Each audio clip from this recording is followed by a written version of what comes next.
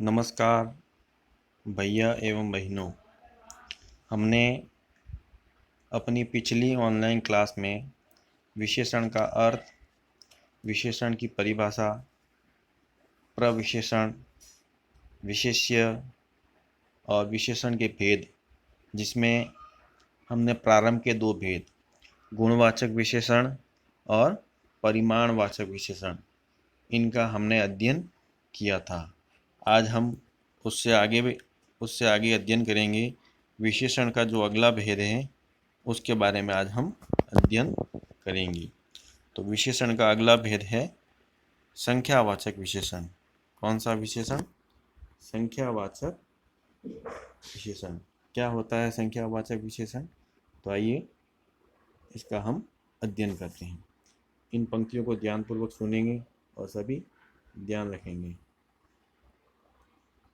जो विशेषण संज्ञा शब्दों की संख्या तथा क्रम आदि की विशेषताएं बताते हैं उन्हें संख्यावाचक विशेषण कहते हैं। अर्थात वे विशेषण जो संज्ञा शब्दों की संख्या तथा क्रम, या तो बताएंगे संज्ञा शब्दों की संख्या बताएंगे या क्रम, इनसे संबंधित यदि विशेषता बताते हैं तो वो कैसे विशेषण कहलाते हैं? संख्यावाचक विशेषण। कैसे विशेषण? संख्यावाचक विशेषण। अब इसके उदाहरण के माध्यम से इस संख्यावाचक विशेषण को हम समझने का प्रयास करेंगे। जैसे इस उदाहरण को देखिए, कुछ बच्चे। कुछ बच्चे। अब यहाँ पर जो कुछ शब्द है, कुछ शब्द जो है वो कैसा है? संख्यावाचक विशेषण का बोध कराता है, लेकिन ये भी कैसा है? अनिश्चित संख्यावाचक विशेषण है। उसका हम आगे अगला विशेष रूप से जो भेद है उसमें हम आगे अध्ययन करेंगे। तो ये जो पूरा उदाहरण है ये संख्यावाचक विशेषण का उदाहरण है। अर्थात यहाँ पर संख्या का बोध हो रहा है, इसलिए ये कौन से विशेषण का उदाहरण है? संख्यावाचक विशेषण का। फिर इसे देखिए, चार आम। तो यहाँ पर जो चार जो है संख्या को प्रकट कर रहा है। यहाँ पर आम की क्या विशेषता बताई है? चार। तो चार जो है यहाँ पर विशेषण शब्द है और आम की विशेषता बताई जा रही है, चार आम। तो चार जो शब्द है वो संख्यावाचक विशेषण है। अब इस उदाहरण को देखिए, लिखा हुआ है तीसरी अलमारी। तीसरी अलमारी। अब यहाँ पर जो तीसरी है ये भी संख्या का बोध करा रहा है। किसका बोध करा रहा है? संख्या का बोध करा रहा है। अर्थात ये भी कैसा उदाहरण है? संख्यावाचक विशेषण का उदाहरण है। तो जो संख्यावाचक विशेषण होता है उसके भी उपभेद होते हैं। क्या होते हैं? उपभेद। संख्यावाचक विशेषण के भी उपभेद होते हैं। तो आज हम इनका भी साथ साथ अध्ययन करेंगे। इसके दो उपभेद होते हैं। किसके? संख्यावाचक विशेषण के दो उपभेद होते हैं। कौन कौन से? तो पहला होता है निश्चित संख्यावाचक विशेषण। कौन सा विशेषण? निश्चित संख्यावाचक विशेषण। दूसरा है अनिश्चित संख्यावाचक विशेषण। कौन सा? अनिश्चित संख्यावाचक विशेषण। तो आज हम सबसे पहले जो दूसरा भेद है उसका पहले हम अध्ययन करेंगे। दूसरा भेद कौन सा है? अनिश्चित संख्यावाचक विशेषण। इसका अभी हम पहले अध्ययन करेंगे। जैसा कि अनिश्चित अर्थात निश्चय का बोध न हो पाना, जैसा कि इसके अर्थ से प्रकट हो रहा है। तो चलिए हम इस अनिश्चित संख्यावाचक विशेषण को पढ़ते हैं, समझने का प्रयास करते हैं। तो इसकी परिभाषा, तो जिन जिन शब्दों से संज्ञा और सर्वनाम की निश्चित संख्या का बोध न हो तो उसे अनिश्चित संख्यावाचक विशेषण कहते हैं। अर्थात ऐसे संज्ञा या सर्वनाम शब्द जिनकी निश्चित संख्या का बोध न हो, अर्थात अनिश्चय बना रहता है, निश्चित का बोध नहीं होता है, तो उसे क्या कहते हैं? अनिश्चित संख्यावाचक विशेषण। जैसे इस विशेषण के अंतर्गत विशेषताओं में कौन कौन से शब्द आते हैं? तो ये सभी शब्द आते हैं वाक्य के अंदर। जैसे सब, कुछ, कई, थोड़ा, सैकड़ों, अनेक, चंद, अनगिनत, हजारों, ये जो सभी शब्द हैं ये अनिश्चित संख्या को प्रकट कर रहे हैं, अर्थात इन सभी से निश्चय होने का बोध नहीं होता है। तो चलिए नीचे कुछ उदाहरण लिखे हुए हैं, हम उदाहरणों के माध्यम से समझने का प्रयास करते हैं। तो ये देखिए कुछ उदाहरण लिखे हुए हैं।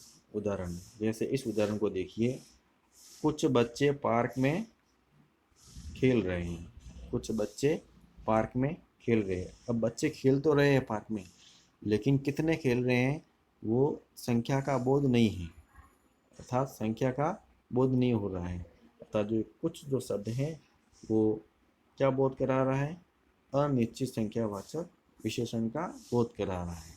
फिर दूसरे उदाहरण को देखिए, थोड़ा सा खाना ले आओ। थोड़ा सा खाना ले आओ। अब थोड़ा सा जो है, थोड़ा सा शब्द ये भी कैसा है, अनिश्चित संख्यावाचक विशेषण का बोध करा रहा है, अर्थात इस वाक्य से निश्चय नहीं हो पा रहा है कि खाना कितना लाना है। फिर इस उदाहरण को देखिए, लिखा हुआ है कुछ फल खाने से मेरी भूख मिट गई। अब फल खाए कितने हैं वो संख्या का बोध नहीं हो पा रहा है कि इतने फल खाए तब मेरी जाकर के भूख मिट गई। तो यहाँ पर भी जो कुछ शब्द हैं वो अनिश्चित संख्या को प्रकट कर रहा है। इस प्रकार हम कह सकते हैं कि जिन शब्दों से संज्ञा और सर्वनाम की निश्चित संख्या का बोध न हो तो उसे अनिश्चित संख्यावाचक विशेषण कहते हैं। तो हमने अनिश्चित संख्यावाचक विशेषण को पढ़ लिया है।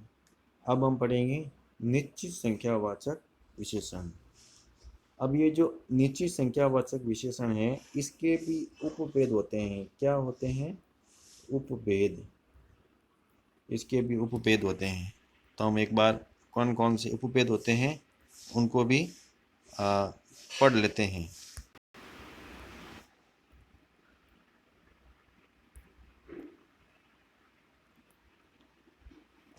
तो निश्चित संख्यावाचक विशेषण, जैसा कि मैंने आपको अभी बताया है कि इसके भी क्या होते हैं, उपभेद होते हैं। कौन कौन से उपभेद होते हैं? पहला होता है गणना बोधक विशेषण। कौन सा विशेषण? गणना बोधक विशेषण या गणनावाचक विशेषण। दूसरा होता है क्रम बोधक विशेषण। कौन सा विशेषण? क्रम बोधक, अर्थात क्रम का बोध होता है इसमें। तीसरा है आवर्ती बोधक विशेषण। कौन सा विशेषण? आवृत्ति बोधक विशेषण। फिर चौथा है समूह या समुदाय बोधक विशेषण। समूह या समुदाय बोधक विशेषण। इस प्रकार ये निश्चित संख्यावाचक विशेषण के 4 उपभेद होते हैं जिनको हम क्रमशः नीचे यहाँ अध्ययन करेंगे। तो जो निश्चित संख्यावाचक विशेषण है उसका जो पहला उपभेद है वो है गणना बोधक विशेषण। कौन सा विशेषण? गणना बोधक विशेषण। जैसा कि नाम लिखा होगा गणना, अर्थात इसमें गिनती का बोध होता है। किसका बोध होता है? गिनती का, किसी भी पूर्ण संख्या का बोध होता है। जैसे इसको देखिए, यह विशेषण शब्द हमें किसी पूर्ण संख्या का बोध कराते हैं। ये जो ऐसे विशेषण शब्द होते हैं जो हमें किसी पूर्ण संख्या का बोध कराते हैं। जैसे इनको देखिए, 100 अर्थात 100, 100, 3, 700 और 7 लाख। ये ऐसी अगर संख्या आती है तो वहाँ पर कौन सा ये जो होते हैं गणना बोधक विशेषण शब्द होते हैं। अब इनको उदाहरण के माध्यम से हम समझने का प्रयास करेंगे। तो चलिए हम उदाहरण के माध्यम से इसे भी समझने का प्रयास करते हैं। जैसे पहला उदाहरण लिखा हुआ है कौरव 100 थे। तो यहाँ पर जो 100 है, यहाँ पर जो 100 है निश्चित संख्या का बोध करा रहा है, गिनती का बोध करा रहा है, अर्थात गणना का बोध करा रहा है। इसलिए कैसा विशेषण है ये? गणनावाचक या गणना बोधक विशेषण। चलिए अगला उदाहरण देखिए, श्री राम के 2 पुत्र थे। यहाँ पर जो 2 शब्द हैं वो क्या बोध करा रहा है? गणना का बोध करा रहा है। फिर इस तीसरे उदाहरण को देखिए, जोधपुर में 5 लाख लोग रहते हैं। तो यहाँ पर 5 लाख जो है जो गणना का बोध कर रहा है, अर्थात किसी पूर्ण संख्या का बोध हो रहा है। अर्थात ये वे शब्द ऐसे विशेषण शब्द जिनसे हमें किसी पूर्ण संख्या का बोध होता है तो वे गणना बोधक विशेषण कहलाते हैं, जिसको हमने इन उदाहरण और परिभाषा के माध्यम से हम सभी ने समझा है। फिर अगला भेद पढ़ते हैं हम। अगला भेद है क्रमवाचक निश्चित, क्रमवाचक निश्चित संख्यावाचक विशेषण। अब यहाँ पर क्रम का बोध होगा। किसका बोध होगा? क्रम का। तो देखते हैं इसकी परिभाषा को भी। पढ़िए इसे। जिन शब्दों से संख्या के क्रम में आने का पता चले तो उसे क्रमवाचक निश्चित संख्यावाचक विशेषण कहते हैं। अर्थात जो संख्या होती है उसके निश्चित क्रम में आने का बोध होता है तो उसे क्या कहते हैं? क्रमवाचक निश्चित संख्यावाचक विशेषण कहते हैं। जैसे इनको देखिए, ये शब्द पहला, दूसरा, तीसरा, सातवां, आठवां, चतुर्थ, ये जो सभी शब्द हैं क्रम का बोध करा रहे हैं। किसका बोध करा रहे हैं? क्रम का बोध करा रहे हैं। चलिए उदाहरण के माध्यम से हम समझने का प्रयास करते हैं। तो पहला उदाहरण लिखा हुआ है, सुरेश अपने पिताजी का तीसरा पुत्र है। तो यहाँ पर जो तीसरा शब्द है वो क्रम का बोध करा रहा है, अर्थात उनके पुत्रों में कौन सा पुत्र है? वो तीसरा पुत्र है। फिर अगला उदाहरण, दशरथ के चौथे पुत्र का नाम शत्रुघ्न था। अब यहाँ पर चौथे शब्द आया है। तो ये जो ऐसे शब्द है ना, तीसरे, चौथे, पहला, दूसरा, तीसरा, सातवां, आठवां, ये जो ऐसे शब्द होते हैं ये क्रम का बोध कराते हैं। किसका बोध कराते हैं? क्रम का बोध कराते हैं। तो ऐसे जो शब्द होते हैं वो जो संख्या के क्रम में आने का पता चले या जो क्रम का बोध कराए तो उसे क्या कहते हैं? निश्चित संख्यावाचक विशेषण कहते हैं। फिर अगला इसका जो उपभेद है निश्चित संख्यावाचक विशेषण का, वो है आवृत्तिवाचक निश्चित संख्यावाचक विशेषण या आवृत्ति बोधक। कैसा? आवृत्तिवाचक निश्चित संख्यावाचक विशेषण। अब इसकी परिभाषा को पढ़ते हैं हम। जिन शब्दों से संख्या की आवृत्ति का पता चले तो उसे आवृत्तिवाचक निश्चित संख्यावाचक विशेषण कहते हैं। जैसा कि नाम से ही पता चल रहा है, अर्थात इसमें आवृत्ति का बोध होता है। आवृत्ति क्या होती है? जैसे दूना, तिगुना, चौगुना, दुगुना, पाँच गुना, ये जो आवृत्ति है इस आवृत्ति का बोध होता है वाक्यों के अंदर। तो ये आवृत्ति बोधक विशेषण शब्द, तो ऐसे शब्द आवृत्ति बोधक निश्चित संख्यावाचक विशेषण शब्द होते हैं। जैसे इन उदाहरणों को पढ़िए।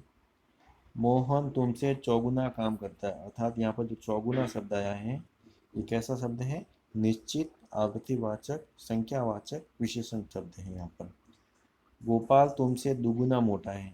अब देखिए यहाँ पर दुगुना शब्द आया है, जैसा कि हमने ऊपर पढ़ा था, दूना, तिगुना, चौगुना, दुगुना, पाँच गुना, ये जो ऐसे सभी शब्द हैं ये निश्चित आवृत्तिवाचक संख्यावाचक विशेषण को प्रकट करते हैं।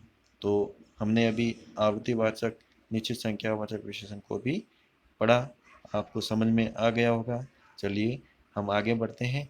इसका जो अगला भेद है उसका हम अभी अध्ययन करते हैं। तो जो अगला भेद है वो है समुदायवाचक निश्चित संख्यावाचक विशेषण। समुदाय या समूह के, अर्थात इसमें समूह या समुदाय का बोध होता है। जैसे जिन शब्दों से संख्याओं में समूह या समुदाय का पता चले तो उसे समुदायवाचक निश्चित संख्यावाचक विशेषण कहते हैं। जैसा कि मैंने अभी आपको बताया, समुदाय, संख्याओं में समूह या समुदाय का पता चलता है। जैसे दर्जन, चालीसा, बत्तीसी, तीनों लोग, चारों घर, पांचों भाई, ये जो है समूह है तो संख्या में, लेकिन समूह या समुदाय का बोध करा रहे हैं। अर्थात ये जो सभी शब्द हैं कैसे शब्द हैं? निश्चित समुदायवाचक विशेषण शब्द हैं, संख्यावाचक। जैसे इन उदाहरणों को देखिए। दो दर्जन केला दो, यहाँ पर जो दो दर्जन है वो क्या बता रहा है? समूह का बोध करा रहा है। दो दर्जन, दो जो शब्द है क्योंकि केले दर्जन में है इसलिए। फिर इस उदाहरण को देखिए, अपनी बत्ती सी बंद करो, अपनी बत्ती सी बंद करो, अर्थात अपने जो दांत होते हैं 32 दांत, यहाँ पर 32 दांतों को ये बात कही गई है कि अपनी बत्ती सी बंद करो। तो यहाँ पर जो बत्ती सी शब्द आया है समूह का बोध करा रहा है, अर्थात ये जो दोनों उदाहरण हैं जो हमने पढ़े हैं ये और ये कैसे हैं, निश्चित समुदायवाचक संख्यावाचक विशेषण हैं। तो जिन शब्दों से संख्याओं में समूह या समुदाय का पता चले तो उसे समुदायवाचक निश्चित संख्यावाचक विशेषण कहते हैं, जैसा कि हमने अभी पढ़ा है। तो आगे बढ़ते हैं हम। अपना जो अगला भेद है, विशेषण का जो अगला भेद है वो है संकेतवाचक या सार्वनामिक विशेषण। इसे संकेतवाचक भी कहते हैं और सार्वनामिक विशेषण भी कहते हैं, दो नाम हैं, एक ही नाम दोनों। तो क्या होता है संकेतवाचक विशेषण या सर्वनामिक विशेषण, तो आइए हम इनको पढ़ते हैं। तो जो शब्द संज्ञा और सर्वनाम की ओर संकेत करते हैं, जो शब्द संज्ञा या सर्वनाम की ओर संकेत करते हैं, या जो शब्द सर्वनाम होते हुए भी किसी संज्ञा से पहले आकर उसकी विशेषता को प्रकट करते हैं, अर्थात ये जो शब्द होते हैं संज्ञा या सर्वनाम की ओर क्या करते हैं, संकेत करते हैं, या ऐसा भी कह सकते हैं कि ये जो शब्द होते हैं, ये जो शब्द होते हैं सर्वनाम होते हैं, क्या होते हैं, सर्वनाम होते हैं और किसी संज्ञा से पहले आते हैं, वाक्य में, वाक्य के अंदर संज्ञा से पहले आकर उसकी विशेषता को प्रकट करते हैं, तो उन्हें संकेतवाचक क्या कहते हैं, संकेतवाचक या सार्वनामिक विशेषण कहते हैं। ये इसकी परिभाषा है। जैसे इस उदाहरण को देखिए, वह गाय दूध देती है। अब यहाँ पर जो गाय शब्द है कैसा शब्द है, संज्ञा शब्द है, और इसके आगे जो शब्द आया है वह, ये क्या है, ये सर्वनाम शब्द है। अब यहाँ पर यह आकर के गाय की विशेषता को प्रकट कर रहा है, गाय की ओर संकेत कर रहा है कि गाय जो है वह गाय दूध देती है। यहाँ पर जो वह शब्द है वो कैसा है, संकेतवाचक या सार्वनामिक विशेषण है, जैसा कि हमने ऊपर परिभाषा में पढ़ा है कि ये सर्वनाम होते हैं और सर्वनाम होते हुए भी किसी संज्ञा से पहले आकर उसकी विशेषता को प्रकट करते हैं। फिर दूसरे उदाहरण को देखिए, यह मेरी पुस्तक है। अब इस वाक्य के अंदर जो यह शब्द आया है, यह क्या, यह भी जो शब्द है संकेतवाचक विशेषण है, सर्वनाम होते हुए भी। अब यहाँ पर पुस्तक की ओर संकेत किया जा रहा है और इसकी विशेषता को प्रकट कर रहा है। फिर इस उदाहरण को देखिए, यह लड़का कक्षा में अव्वल आया। यह लड़का कक्षा में अव्वल आया, अर्थात इसकी विशेषता को प्रकट करने के लिए इसकी ओर संकेत किया गया। तो यह शब्द है इसकी ओर संकेत करके कहा गया। तो ये जो यह शब्द है संकेतवाचक विशेषण शब्द है। फिर अंतिम उदाहरण, वह आदमी अच्छे से काम करना जानता है। अब आदमी की ओर संकेत करके कहा गया कि वह आदमी अच्छे से काम करना जानता है। फिर देखिए कुछ और उदाहरणों के माध्यम से हम समझने का प्रयास करते हैं इस विशेषण को। देखिए, इनको गौर से देखिए, जैसे इन्हें देखिए, इस चित्र को देखते हुए ये जो वाक्य लिखा हुआ है इस वाक्य को पढ़िए। वाक्य लिखा हुआ है, वे फल सड़ गए। अब यहाँ पर जो फल शब्द है क्या है, संज्ञा शब्द है, किसी वस्तु का नाम है, और उसके आगे जुड़ा है वे, क्या जुड़ा है, वे सर्वनाम शब्द है। और यह जो वे शब्द है यहाँ पर इस वाक्य के अंदर सर्वनाम जो शब्द है वो विशेषण के रूप में प्रयुक्त हुआ है। तो जो वे शब्द हैं यहाँ पर सर्वनाम की जगह क्या है, विशेषण है। कौन सा विशेषण, संकेतवाचक विशेषण या सार्वनामिक विशेषण, जैसा कि इसके अंदर भी है। यह किताब सुशांत की है, तो यहाँ पर किताब जो है जातिवाचक संज्ञा है और यहाँ पर किताब की ओर संकेत करते हुए यह शब्द का प्रयोग किया गया है विशेषण के रूप में। फिर इस उदाहरण को देखिए, इस लड़के ने शीशा तोड़ा। अब लड़के आपको पता है जातिवाचक संज्ञा है और लड़के की ओर संकेत करते हुए इस शब्द का प्रयोग किया गया, जो कि है स्वयं में सर्वनाम, लेकिन यहाँ पर इस वाक्य के अंदर विशेषण के रूप में प्रयुक्त हुआ है। तो आपको समझ में आ गया होगा संकेतवाचक विशेषण या सर्वनामिक विशेषण, इसके बारे में हमने अभी अध्ययन किया है। अर्थात इसमें क्या होता है, ये जो शब्द संज्ञा या सर्वनाम की ओर संकेत करते हैं और वे शब्द सर्वनाम होते हैं, फिर भी संज्ञा से पहले आकर के उसकी विशेषता को प्रकट करते हैं, और ऐसे शब्द क्या कहलाते हैं, संकेतवाचक या सार्वनामिक विशेषण कहलाते हैं। तो अब तक हमने विशेषण के जो भेद हमने देखे थे, मुख्य रूप से 4 भेद, उन चारों भेदों को हमने अच्छी तरह से पढ़ लिया है और मुझे लगता भी है कि आपको समझ में आ गया होगा। एक अन्य भेद भी है जिससे संबंधित परीक्षा में प्रश्न आते भी हैं अधिकतर, उस भेद को भी हम पढ़ लेते हैं ताकि उससे संबंधित प्रश्न भी छूटे नहीं। तो वह भेद है, और जो अंतिम भेद है, वो अन्य जो भेद है वह है व्यक्तिवाचक विशेषण। कौन सा विशेषण?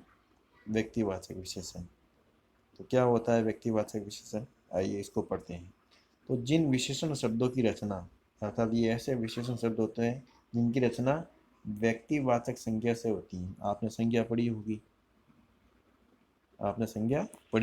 अर्थात ये जो विशेषण शब्द होते हैं, इनकी रचना किससे होती है? व्यक्तिवाचक संज्ञा से होती है।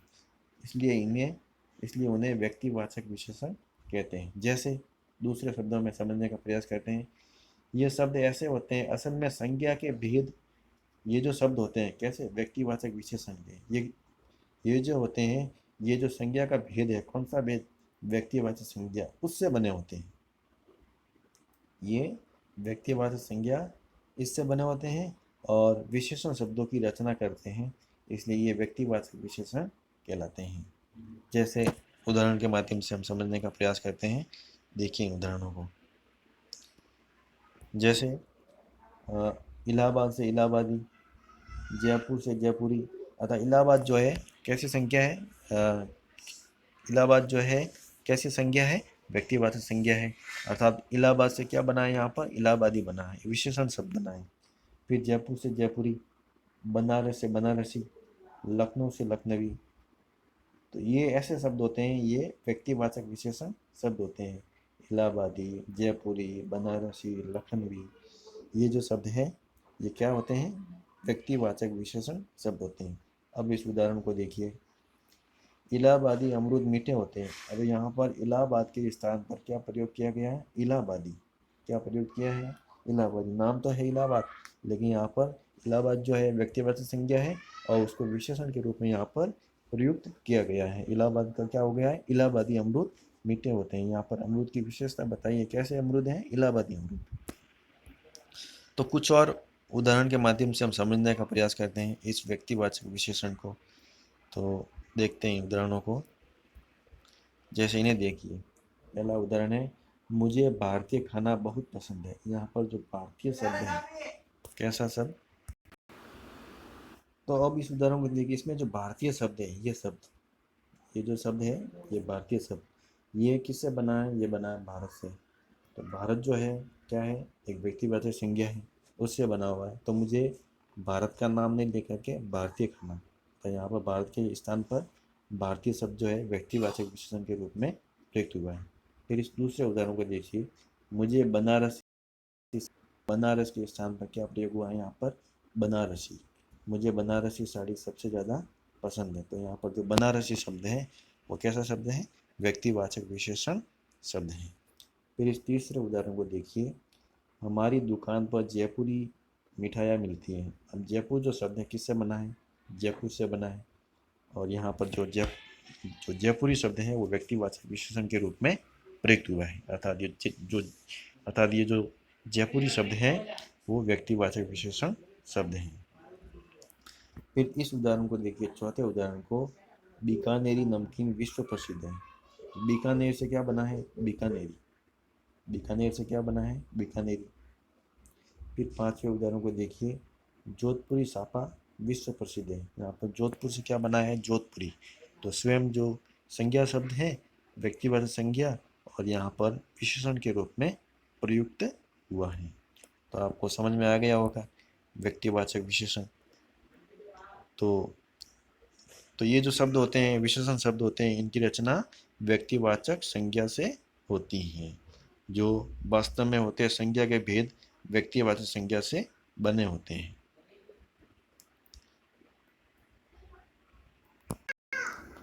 अब है गृह कार्य।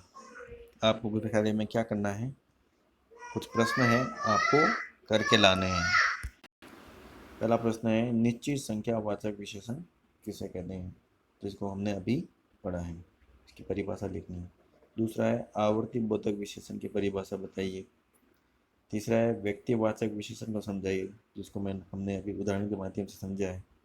चौथा है सार्वनामिक विशेषण किसे कहते हैं। तो इस प्रकार आपको 4 जो प्रश्न हैं आपको गृह कार्य में करने हैं, और आपको ये कल घर पर कल जो है घर से कर लाने हैं।